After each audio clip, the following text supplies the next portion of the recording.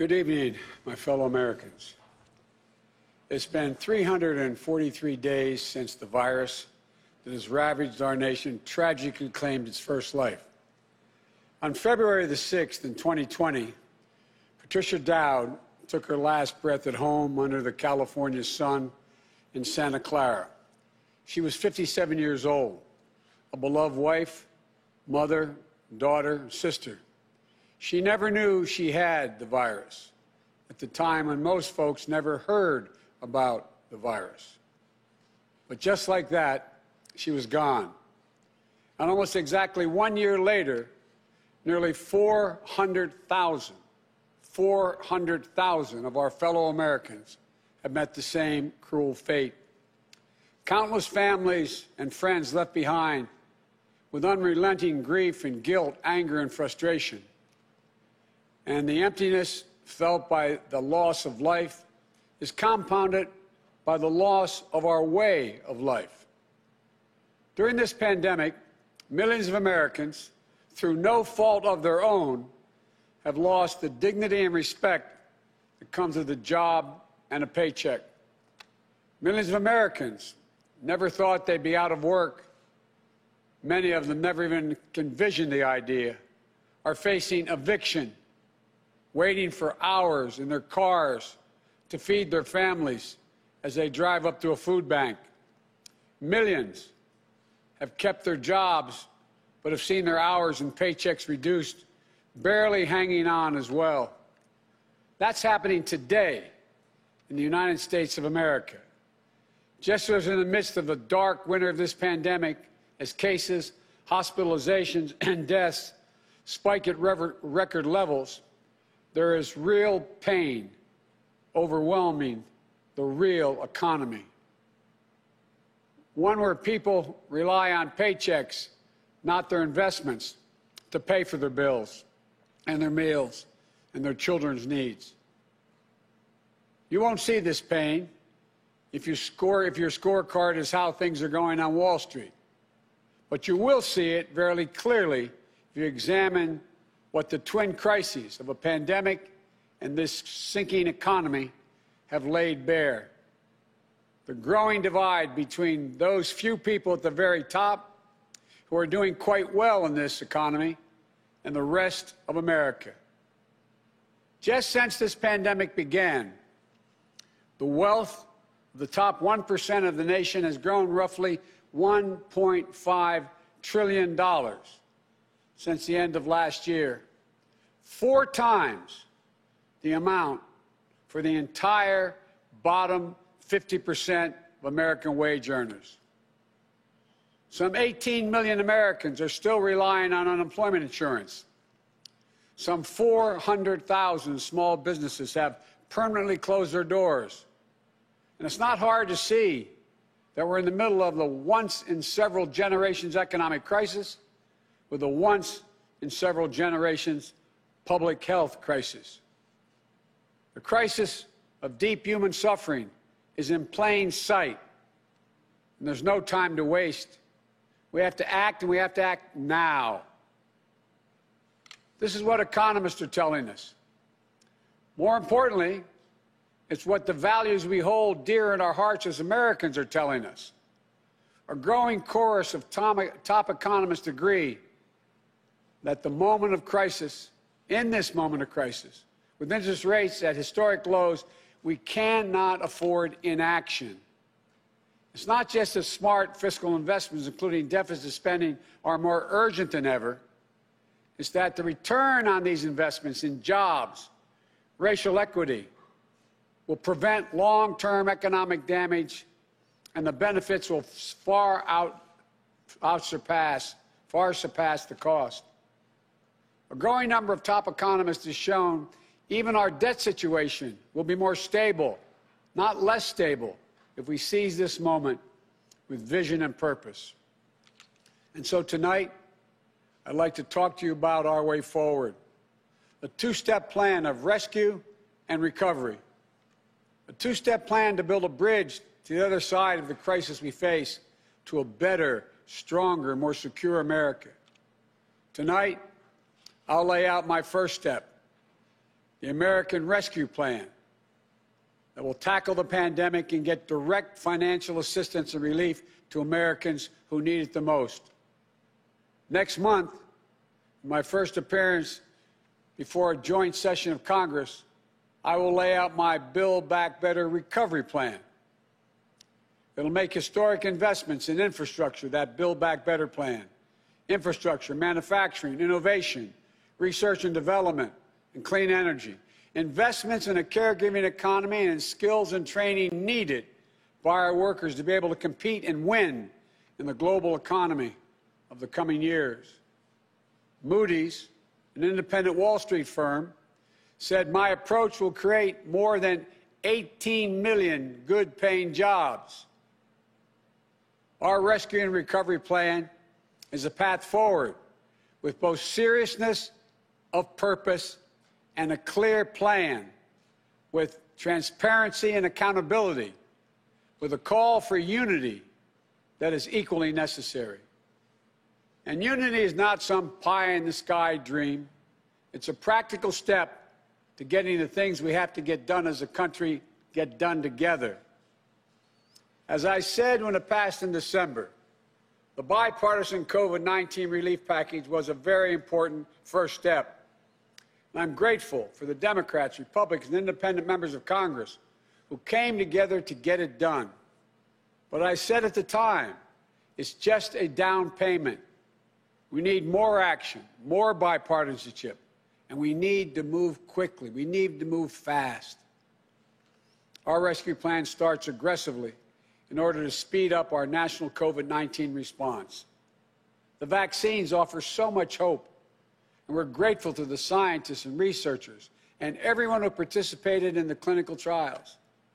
We're also grateful for the rigorous review and testing that has led to millions of people around the world already being vaccinated safely.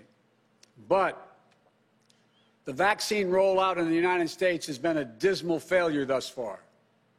Tomorrow, I will lay out our vaccination plan to correct course and meet our goal of 100 million shots at the end of my first 100 days as president.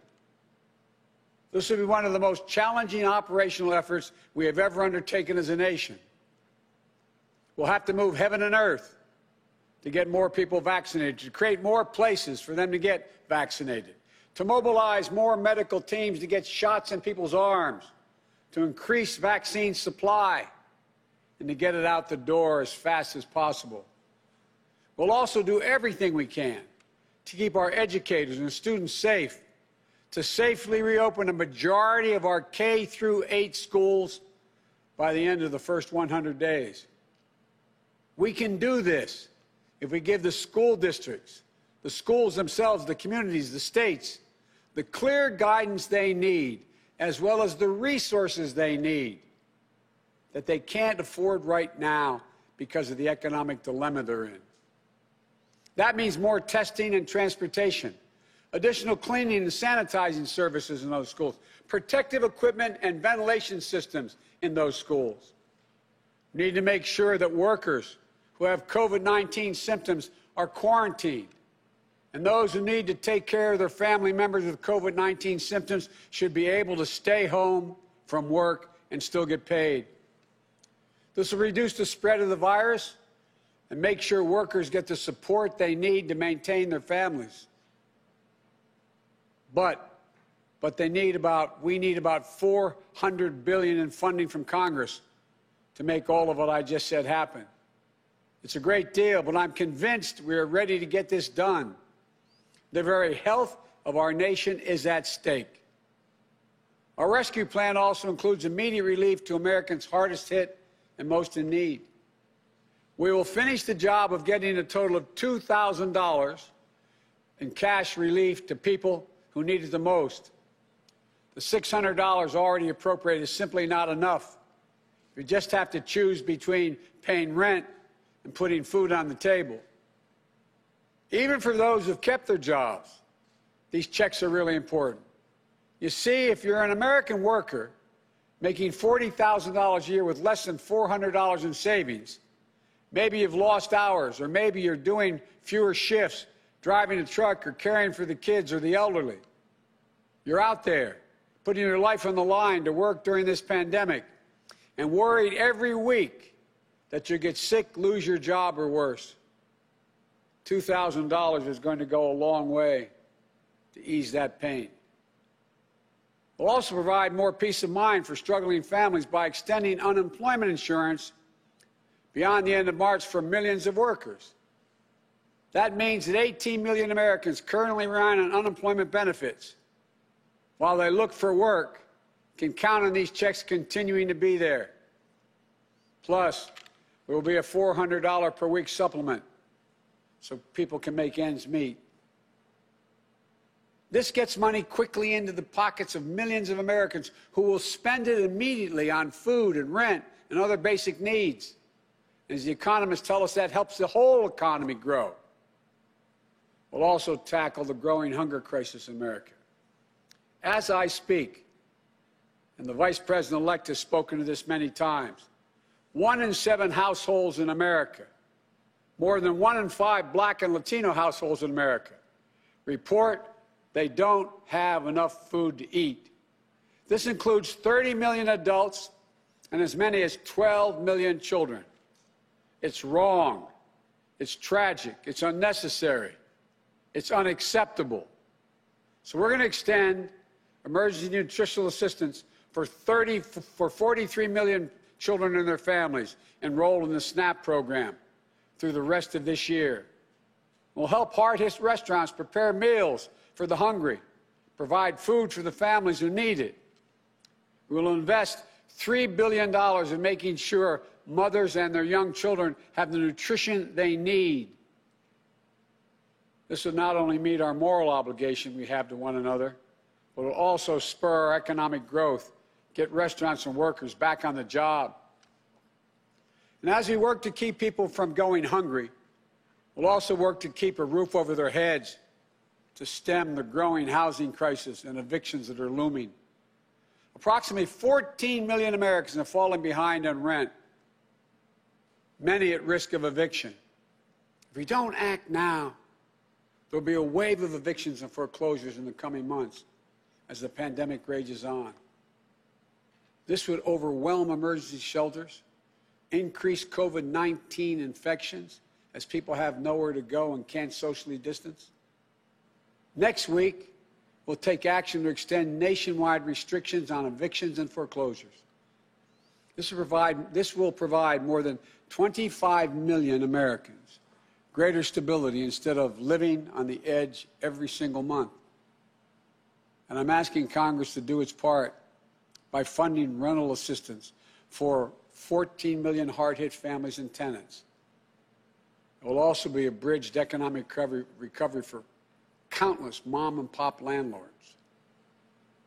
These crises are straining the budgets of states and cities and tribal communities that are forced to consider layoff and service restrictions of the most needed workers. It means that people putting their lives at risk are the very people now at risk of losing their jobs. Police officers, firefighters, all first responders, nurses, educators. You know, over the last year alone, over 600,000 educators have lost their jobs in our cities and towns. Our rescue plan will provide emergency funding to keep these essential workers on the job and maintain essential services. It will ensure that vaccines are administered and schools can reopen. Vice President-elect Harris and I have been speaking with county officials, mayors, governors of both parties on a regular basis. We're ready to work with them, help them get the relief they need. Our rescue plan will also help small businesses that are the engines of our economic growth, our economy as a whole, the glue that holds communities together as well. But they're hurting badly. And you realize they account for nearly half of the entire total U.S. workforce. Our rescue plan will provide flexible grants to help those hardest hit small businesses survive the pandemic, and the low-cost capital that will help entrepreneurs of all backgrounds create and maintain jobs, plus provide the essential goods and services that communities depend upon.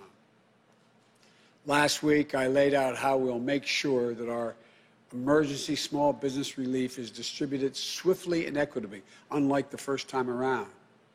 We're going to focus on small businesses on Main Street. We'll focus on minority-owned small businesses, women-owned small businesses, and finally having equal access to the resources they need to reopen and to rebuild.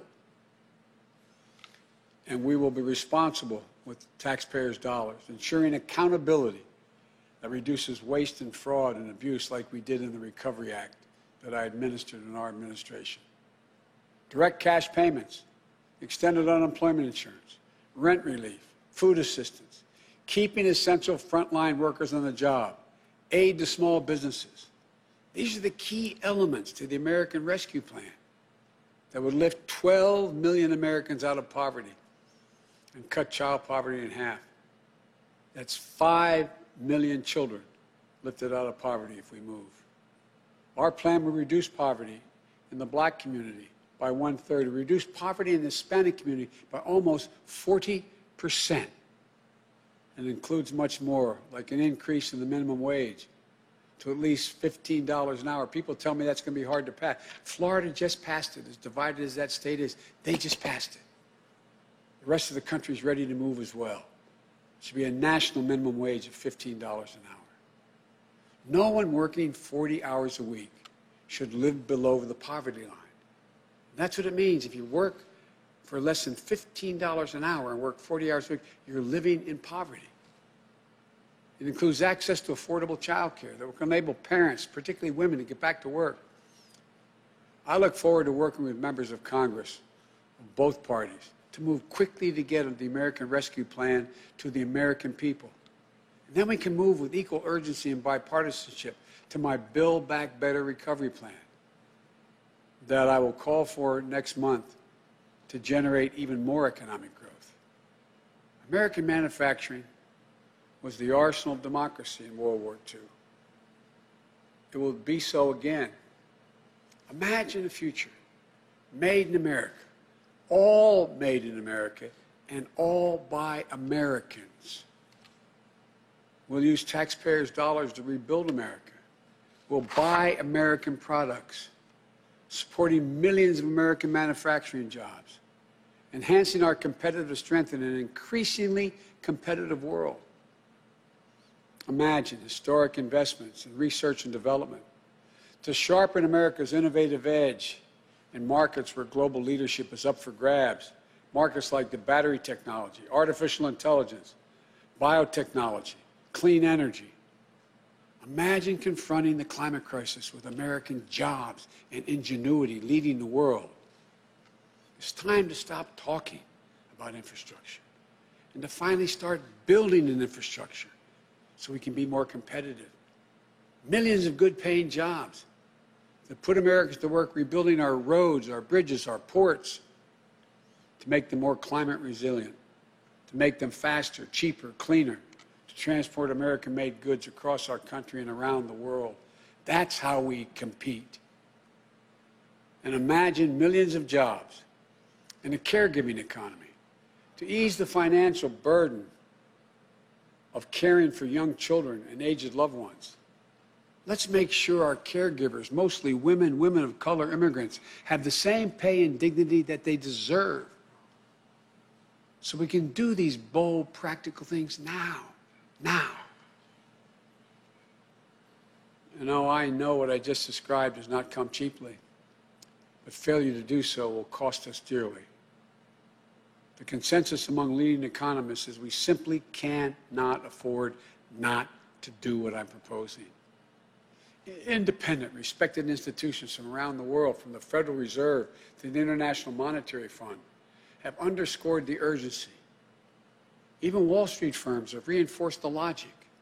If we invest now boldly, smartly, and with unwavering focus on American workers and families, we will strengthen our economy, reduce inequity, and put our nation's long-term finances on the most sustainable course. And where we're making permanent investments, recurring investments, as I said in the campaign trail, we will pay for that by making sure that everyone pays their fair share, not punishing anybody. We can do it without punishing a single person by closing tax loopholes for companies that ship jobs overseas, or to allow American companies, 90 of them in the top Fortune 500, to pay zero in federal income taxes, asking everyone to pay their fair share at the top so we can make permanent investments to rescue and rebuild America. It's the right thing for our economy. It's the fair thing. It's the decent thing to do. We not only have an economic imperative to act now, I believe we have a moral obligation. In this pandemic, in America, we cannot let people go hungry. We cannot let people get evicted. We cannot watch nurses, educators, and others lose their jobs. We so badly need them. We must act now and act decisively.